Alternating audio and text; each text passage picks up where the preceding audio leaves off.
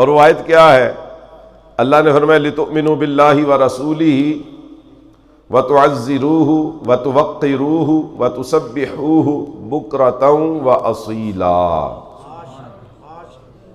اس آیت کا معنی و مفہوم یہ ہے کہ اللہ فرماتا ہے کہ میرے بندو، میرے اور میرے رسول کو ماننے کے بعد جو اگلا کام تم نے کرنا ہے وہ کام یہ ہے کہ جتنی ہو سکے میرے محبوب کی عزت کرنی ہے، سب سے زیادہ عزت میرے محبوب کی کرنی، سب سے زیادہ ادب میرے محبوب کا کرنا، سب سے زیادہ احترام میرے محبوب کا کرنا۔ بکرۃ وَأَصِیلًا وَتُسَبِّحُوهُ بکرۃ وَأَصِیلًا، اور اللہ فرماتا ہے میری اور میرے نبی کی شان صبح بھی بیان کرنی ہے اور شام کو بھی بیان کرنی ہے۔ حضور کی عزت، حضور کا ادب، حضور کا احترام، یہ وہ ہے جو ہم نے اپنی ماؤں کی گود سے سیکھا۔ دیکھیں نا، آپ نے سبز گنبد اتنا اوپر کر کے لگایا ہوا ہے ٹائلوں کے اندر، کیوں لگایا ہے؟ اس لیے لگایا ہے کہ حضور کی عزت ہے ہمارے دل کے اندر۔ دیکھیں نا، آپ کے بڑوں نے آپ کو کہا کہ سیدوں کا ادب کیا کرو، آپ کیوں کرتے ہیں سیدوں کا ادب؟ حضور کی عزت کی وجہ سے ان کا ادب کرتے ہیں، پیچھے تو ذات حضور کی ہے۔ آج آپ نے حضور کی ذکر کی محفل سجائی ہے، کیوں سجائی ہے؟ کہ اس کی سرکار کی عزت ہے ہمارے دل کے اندر۔ آپ نے وہ ذکر سنانے والوں کے لیے مسندیں بچھائی ہیں، صوفے رکھے ہیں، کیوں رکھے ہیں؟ ہم یہ اعلان تو نہیں نہ کرنے آئے کہ آپ کے گاؤں کو گیس مل جائے گی، یہ آپ نے عزت اس لیے دی ہے کہ ہم آپ کو حضور کا ذکر سنانے کے لیے آئے۔ پتہ چلا کہ حضور کی عزت دل میں اتنی ہے، اتنی ہے، اتنی ہے کہ جو حضور کا ذکر کرے ہم اس کو بھی عزتیں عطا کرتے ہیں۔ ابھی مجھے بھائی بتا رہے تھے کہ مغرب کے بعد محفل کی خوشی میں ہمارے جو گاؤں کے بچے ہیں وہ اکٹھے ہو کے نعرے لگا رہے تھے۔ بچے یہ نعرے کیوں لگا رہے تھے؟ اس لیے کہ ان کے دلوں میں حضور کی عزت بھی ہے، محبت بھی ہے، ادب بھی ہے، احترام بھی۔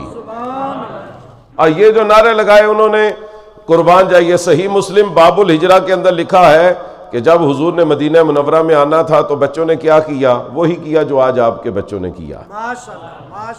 انہوں نے اس دن کیا تھا جس دن حضور آ رہے تھے، انہوں نے اس دن کیا ہے جس دن حضور کا ذکر سنانے والے آ رہے ہیں۔ اور انہوں نے کیا کیا تھا؟ صحیح مسلم میں لکھا ہے تفرق الغلمان والخدم فی الطرق وینادون یا محمد یا رسول اللہ۔ جس دن حضور نے مدینے میں آنا تھا بچے گلیوں میں پھرتے تھے اور وہ حضور کے آنے کی خوشی میں یا محمد اور یا رسول اللہ کے نعرے لگاتے تھے۔ حضور نے فرمایا طوبی لمن رآنی وآمن بی وطوبی سبع مرات لمن لم یرنی وآمن بی۔ مدینے میں جن بچوں نے یا رسول اللہ کے نعرے لگائے تھے انہوں نے حضور کو دیکھا تھا، تب لگائے تھے۔ آپ کے گاؤں میں جنہوں نے لگائے انہوں نے حضور کو دیکھا نہیں مگر حضور کے نام کے نعرے لگائے۔ اور سرکار نے فرمایا جس نے مجھے دیکھ کر مانا ہے میں اسے ایک دفعہ مبارکباد دیتا ہوں، اور جو مجھے دیکھے بغیر مان جاتا ہے میں اسے 7 دفعہ مبارکباد دیتا ہوں۔ صحابہ نے عرض کی یا رسول اللہ، دیکھے بغیر جنہوں نے مانا ہے آپ انہیں 7 دفعہ مبارکباد دے رہے ہیں، اب اگر سمجھ آئے تو آپ نے باواز بلند سبحان اللہ کہنا، کیونکہ اب حضور نے ہمارے بارے میں فرمایا۔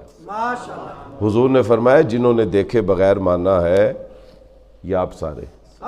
سرکار نے فرمایا کہ جنہوں نے دیکھے بغیر مجھے مانا ہے میں انہیں 7 دفعہ مبارکباد اس لیے دے رہا ہوں میرے صحابہ، تم نے مجھے دیکھ کر جس طرح مانا ہے وہ مجھے دیکھے بغیر اسی طرح مانتے ہو۔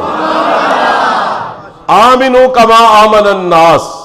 حضور نے فرمایا تم نے میری انگلی کے اشارے سے چاند کو ٹوٹتے ہوئے دیکھا، سورج کو پھرتے ہوئے دیکھا، گنگوں کو بولتے ہوئے دیکھا، خشک کھجوروں کو اگتے ہوئے دیکھا، پتھروں کو کلمہ پڑھتے ہوئے دیکھا، تم نے میری انگلیوں سے پانی کو چلتے ہوئے دیکھا۔